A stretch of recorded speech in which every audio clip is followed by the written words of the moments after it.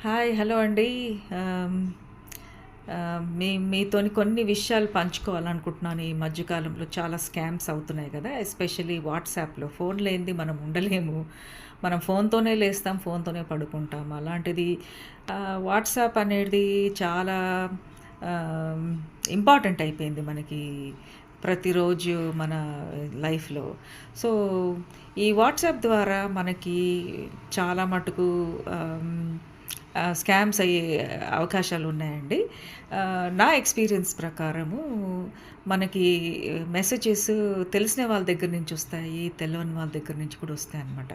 ఈ తెలవని వాళ్ళ దగ్గర నుంచి ఎప్పుడైతే మనకు మెసేజ్‌లు వస్తాయో అప్పుడు వెంటనే మనము రెస్పాన్స్ ఇవ్వొద్దండి. అసలు వాళ్ళు పంపించిన లింకులు గానివ్వండి, ఆ మీడియా ఫుల్‌గా రాలేదని చెప్పేసి దాన్ని మనము ఎట్టి పరిస్థితిలో దాన్ని క్లిక్ చేయొద్దండి. క్లిక్ చేయకుండా వెంటనే బ్లాక్ చేసేసేయాలి. బ్లాక్ చేసిన వెంటనే ఆ మీడియా అంతా మనకి యాక్సెస్ ఉండకుండా మొత్తం డిలీట్ అయ్యేటట్టుగా చేయండి. లేకపోతే ఆర్కైవ్‌లోకి పంపించేసేయండి. ఓకే. ఇంకొకటి తెలిసిన వ్యక్తుల దగ్గర నుంచి కూడా మనకొస్తాయండి.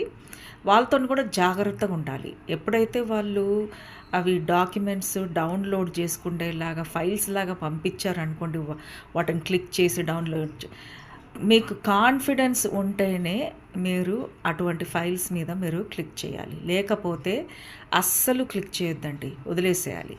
డిలీట్ చేసేసి పడేయండి. ఓకే. ఎప్పుడైతే మీరు వాళ్ళని కలుస్తారో అప్పుడు వాళ్ళ ముందే వాళ్ళ ఫోన్‌లో నుంచే ఓపెన్ చేసేటట్లుగా చేయమని చెప్పండి. ఎందుకంటే మెలీషియస్ మాల్‌వేర్ వస్తుందండి. వచ్చినప్పుడు అది మన ఫోన్‌లో ఉన్న మన ఈమెయిల్స్, మన బ్యాంక్ అకౌంట్‌లు ఇవన్నీ హ్యాక్ చేసేస్తది. ఈ హ్యాకర్స్, ఈ స్కామర్స్ ఎవరైతే ఉన్నారో వాళ్ళకంతా తెలుసండి మన అకౌంట్‌లో డబ్బులు ఎప్పుడొస్తాయి, ఎప్పుడు పోతాయి, ఎప్పుడు పేమెంట్లు చేస్తాము అని చెప్పేసి కాసుకొనుంటారు. జాగ్రత్తగా ఇది నేను చాలా చూసాననమాట.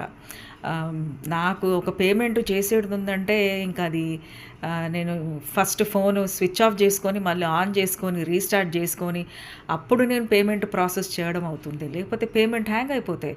1, 2 సార్లు పేమెంట్ హ్యాంగ్ అయిపోయి, ఆ పేమెంట్ పోక డ్యూ డేట్ వచ్చేస్తుంది. మళ్ళీ పేమెంట్ వాళ్ళకి దొరక్కుంటే కష్టమైతదని చెప్పేసి వాటిని రిపోర్ట్ చేసి మళ్ళీ చాలా స్ట్రెస్ అవుతుందండి అలాంటి విషయాల్లో.